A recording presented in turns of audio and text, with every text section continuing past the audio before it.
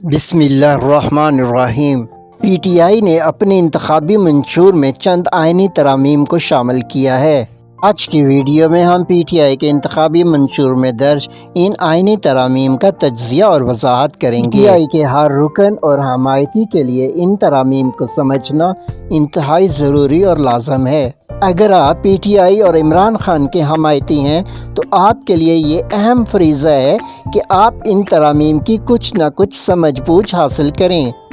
اگر P T I کے ارکان ان آئینی ترامیم کے منشور کو سمجھ کر عوام الناس تک پہنچانے میں کامیاب ہو گئے تو 8 فروری کے انتخابات میں کامیابی کا امکان 70 سے 80% تک بڑھ جائے گا اور عوام میں پی ٹی آئی کی حمایت 90% تک پہنچ جائے گی۔ پی ٹی آئی نے اپنے انتخابی منشور میں اعلان کیا ہے کہ اگر پی ٹی آئی حکومت میں آئے گی تو وہ آئین میں ترمیم کر کے وزیر اعظم کا انتخاب براہ راست کر دے گی، یعنی پاکستان کے عوام اپنے وزیر اعظم کا انتخاب براہ راست اپنے ووٹوں سے کریں گے۔ پاکستان میں عصر حاضر میں وزیر اعظم کا انتخاب قومی اسمبلی کے ارکان کرتے ہیں، یعنی عوام قومی اسمبلی کے ارکان کو منتخب کرتی ہیں اور عام انتخابات کے بعد قومی اسمبلی کے نومنتخب ارکان اسمبلی وزیر اعظم کا انتخاب کرتے ہیں۔ پی ٹی آئی نے یہ اعلان کیا ہے کہ اس آئینی ترمیم کے بعد پاکستان کے عوام براہ راست اپنے ووٹوں سے اپنے وزیر اعظم کا انتخاب کریں گے، لیکن اس مجوزہ آئینی ترمیم کو سمجھنے سے پہلے چند باتوں کو سمجھنا نہایت ضروری ہے۔ آئین کسی بھی ملک کی ڈرائیونگ فورس یا روح ہوتی ہے۔ وہ ملک اتنی زیادہ ترقی اور تیز تر ترقی کرے گا جتنا زیادہ اس ملک میں آئین کی پاسداری کی جائے گی۔ اس کی بہترین اور زندہ مثال ترقی یافتہ ممالک اور پسماندہ ممالک کی ہے۔ سبھی ترقی یافتہ ممالک میں ملکی آئین ناقابل تسخیر ہوتا ہے۔ ان ممالک کا کوئی ادارہ یا فرد ملکی آئین سے اوپر نہیں ہوتا۔ ان ترقی یافتہ ممالک میں آئین سے انحراف کی شرح تقریباً 0 ہے۔ پسماندہ ممالک جن میں پاکستان بھی شامل ہے، ان کی فہرست اٹھا کر دیکھیں، آئین کی خلاف ورزی ترقی یافتہ ممالک کی نسبت بہت زیادہ ہوتی ہے۔ بالخصوص پاکستان میں آئین کی خلاف ورزی کرنا اب ایک معمول بن چکا ہے۔ گزشتہ صرف 1 سال میں پاکستانی آئین کی 5 بار سنگین خلاف ورزی کی گئی ہے۔ آئین کی مذکورہ خلاف ورزیاں سنگین نتائج مرتب کریں گی۔ پنجاب اور کے پی کے کی اسمبلیاں ٹوٹ جانے کے بعد 90 روز میں انتخابات نہ کروا کے آئین کی پہلی خلاف ورزی کی گئی۔ 90 روز کے بعد پنجاب اور کے پی کے میں نگران صوبائی حکومتوں کا آئینی جواز ختم ہو گیا تھا۔ ان نگران حکومتوں کا اب تک برقرار رہنا پاکستانی آئین کی دوسری خلاف ورزی تھی۔ سپریم کورٹ نے 14 مئی کو مذکورہ صوبوں میں انتخابات کروانے کا حکم دیا تھا، لیکن سپریم کورٹ کا مذکورہ حکم ہوا میں اڑا کر تیسری بار آئین کی خلاف ورزی کی گئی۔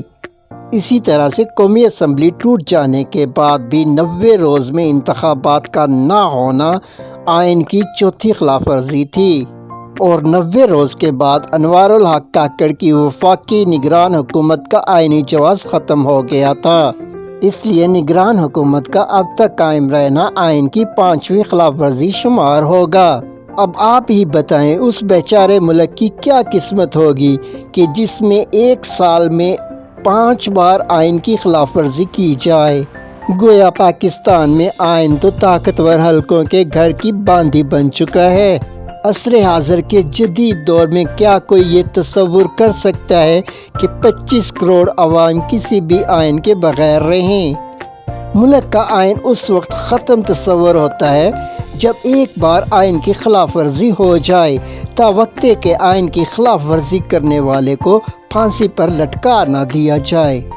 پاکستان میں آئین کی یہ خلاف ورزیاں اس لیے ہوتی ہیں کہ یہاں سیاسی حکومتوں کو وقت سے پہلے ختم کر دیا جاتا ہے، کہ جیسے پاکستان کے 22ویں وزیر اعظم عمران احمد خان نیازی کی حکومت کو اپریل 2022 میں ایک مصنوعی عدم اعتماد کی تحریک کے ذریعے ختم کر دیا گیا تھا۔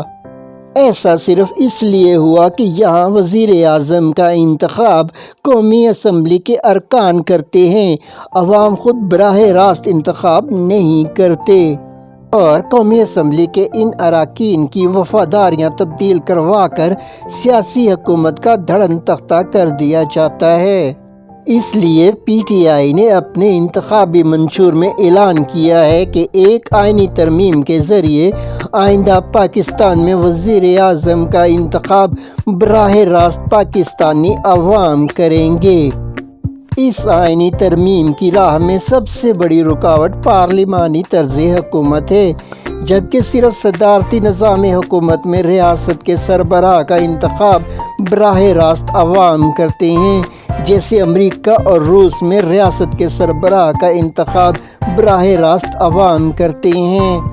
لیکن پارلیمانی نظام میں ریاست کا سربراہ وزیر اعظم ہوتا ہے، جس کا انتخاب قومی اسمبلی کرتی ہے، جس کی مثال برطانیہ اور بھارت ہیں۔ اس لیے یہ وقت کی ضرورت ہے کہ پاکستان کے عوام پی ٹی آئی کی اس مجوزہ آئینی ترمیم پر ڈیبیٹ کا آغاز کریں۔ اس آئینی ترمیم کی کامیابی اور ناکامی کے امکانات پر عوام بحث کریں تاکہ کسی غلطی کا امکان کم سے کم کیا جا سکے۔ اس لیے پاکستانی عوام سے گزارش ہے کہ وہ اس آئینی ترمیم پر گفتگو کا آغاز کریں۔ یہ حقیقت ہے کہ اس آئینی ترمیم کا سمجھنا کچھ دقیق ضرور ہے، خاص کر ایسے ملک میں کہ جہاں سنسنی خیز خبروں اور رپورٹوں کو پسند کیا جاتا ہو۔ مجھے علم ہے کہ اس ویڈیو کو عوامی پذیر آرائی مشکل سے ملے گی، لیکن میرا مطمع نظر عوامی پذیرائی نہیں بلکہ حق بات کا ابلاغ ہے۔ آپ اس آئینی ترمیم کو کیسے دیکھتے ہیں؟ کامنٹ میں ضرور بتائیے گا۔ چینل سبسکرائب کر لیں، بیل کا نوٹیفیکیشن آن کر لیں۔ شکریہ۔